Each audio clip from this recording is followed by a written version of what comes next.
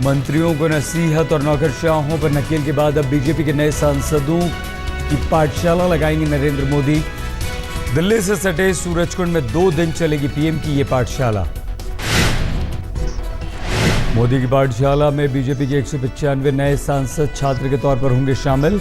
सत्ता 170 लोकसभा के हैं जबकि 25 राज्यसभा सांसद। सूरजकुंड में 2 दिन चलेगी बीजेपी के नए सांसदों की पाठशाला। अध्यापकों में मोदी के अलावा कई बीजेपी के सीनियर नेता होंगे। मोदी के सुबह हेलीकॉप्टर से सूरजकुंड पहुंचने का प्लान, प्रधानमंत्री करेंगे उद्घाटन और इसके बाद कई नेता सांसदों को करेंगे संबोधित। आडवाणी पढ़ाएंगे आखिरी पाठ। Surajkund about 150 to 175 first time elected members of parliament of both the houses are coming together for a training. Modi की पाठशाला में सांसदों को संसद, सरकार और संगठन का पढ़ाया जाएगा पाठ। सरकार की नीतियों को कैसे आगे बढ़ाया जाए, प्रचार प्रसार के बताए जाएंगे नुस्खे। इस बैठक के दौरान मीडिया को लेकर भी होगा चैप्टर। नए सांसदों को बताया जाएगा कि किस तरह से पत्रकारों से करें बात। वोटरों की उम्मीदों पर खरा उतरने के गुर सिखाएंगे वेंकैया नायडू। सांसदों को अधिकारों की जानकारी देंगे अरुण जेटली। पाठशाला के सभी स्टूडेंट्स यानी कि बीजेपी सांसद कल शाम ही पहुंच गए सूरजकुंड। हरियाणा बीजेपी ने किए हैं खास इंतजाम। सूरजकुंड के 3 होटलों में बुक कराए गए हैं करीब 100 कमरे। सुरक्षा के भी खास इंतजाम।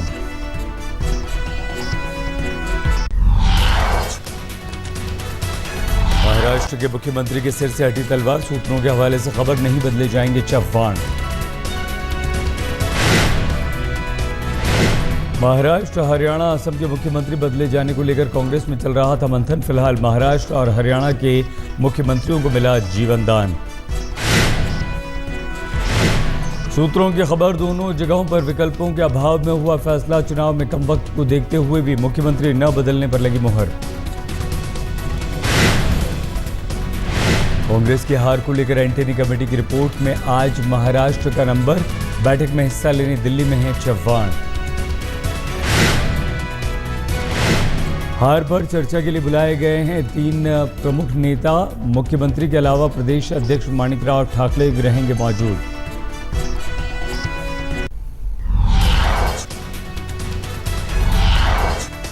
व्यापम घोटाले को लेकर बड़ा हंगामा। संघ नेताओं का नाम आने के बाद बीजेपी आरएसएस के खेमे में हड़कंप। व्यापम घोटाले में संघ के बड़े नेता सुरेश सोनी का नाम आने से मचा तूफान। सूत्रों की खबर, संघ प्रमुख ने मिलने के लिए बुलाया। सूत्रों की खबर, आरएसएस प्रमुख मोहन भागवत से मिलने आज नागपुर पहुंच सकते हैं सोनी। घोटाले में नाम आने को लेकर चर्चा मुमकिन। सुरेश सोनी पर नौकरी के लिए सिफारिश करने का आरोप, मुख्य आरोपी के हवाले से हुआ खुलासा। संघ के बड़े नेता हैं सुरेश सोनी। बीजेपी आरएसएस के बीच कोऑर्डिनेशन का देखते हैं काम।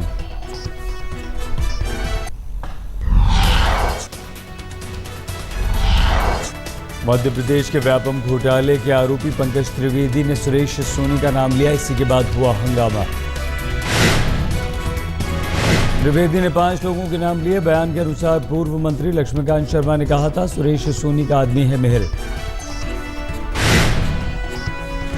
घोटाले के एक और आरोपी ने लिया KS सुदर्शन का नाम। संघ के पूर्व प्रमुख का सेवादार बताया जा रहा है मेहर।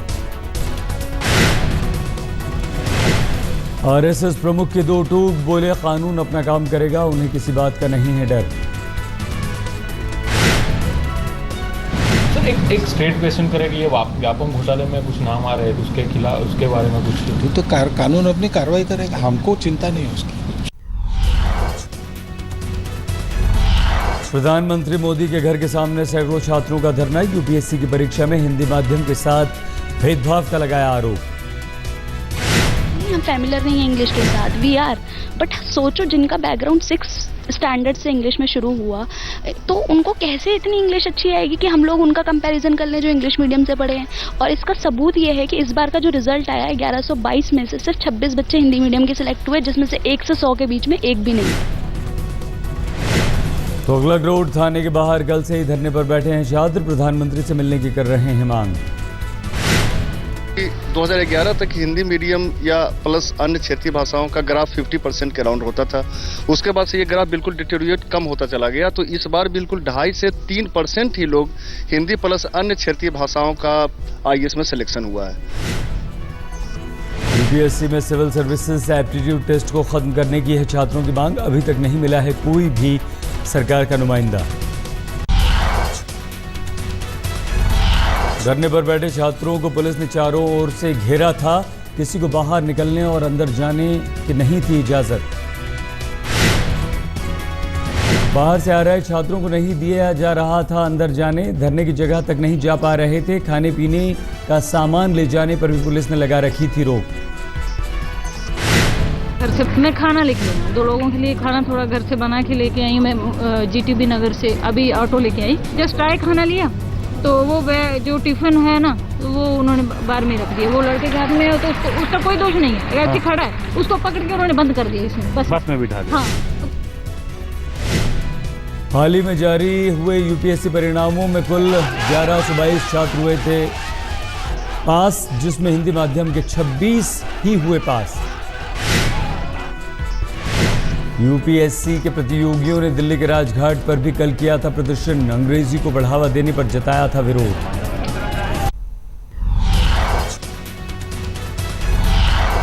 पश्चिम बंगाल के राज्यपाल एम के नारायणन से सीबीआई ने की पूछताछ, अगस्टा वेस्टलैंड VVIP हेलीकॉप्टर घोटाले के संबंध में पूछे सवाल।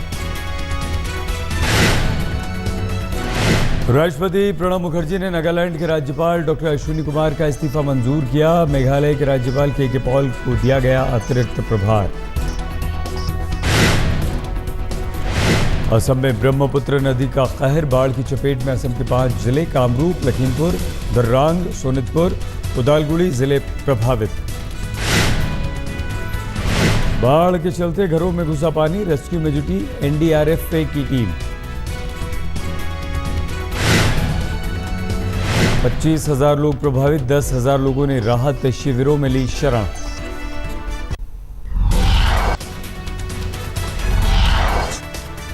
बाबा बर्फानी का पहला दर्शन होगा आज, अमरनाथ यात्रियों का जत्था करेगा दर्शन, जत्थे में हैं 1160 लोग। शिव के भक्तों के लिए बहुत ही अच्छी खबर, अमरनाथ में करीब 20 फीट का बर्फ का शिवलिंग ले चुका है आकार।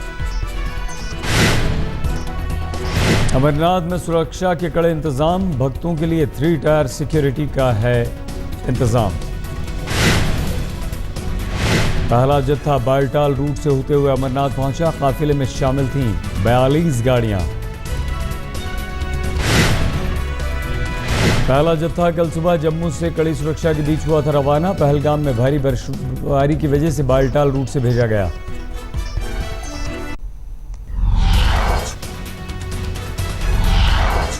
ब्राजील में चल रहे फुटबॉल वर्ल्ड कप के नॉकआउट मैच आज से होंगे शुरू, अंतिम 16 के दौर का पहला मुकाबला मेजबान ब्राजील और चिली के बीच। ब्राजील चिली के बाद देर रात कोलंबिया और उरुग्वे के बीच क्वार्टर फाइनल की जंग, अपने स्टार खिलाड़ी लुइस सुआरेज के बिना उतरेगी उरुग्वे। सुआरेज के झटके से उबरने की कोशिश में उरुग्वे, कोच ताबरेज का बयान, टीम ने पहले भी कई बड़े मैच खेले हैं सुआरेज के बिना। इटली के डिफेंडर चेलेनी को दांत से काटने के बाद फीफा ने सुआरेज पर 4 महीने का लगाया है प्रतिबंध, उनकी गैर मौजूदगी में डियोगो फॉर्लॉन का खेलना पक्का। ब्राजील के लेजेंड रोनाल्डो ने की भविष्यवाणी, ब्राजील और अर्जेंटीना के बीच खेला जाएगा वर्ल्ड कप का फाइनल।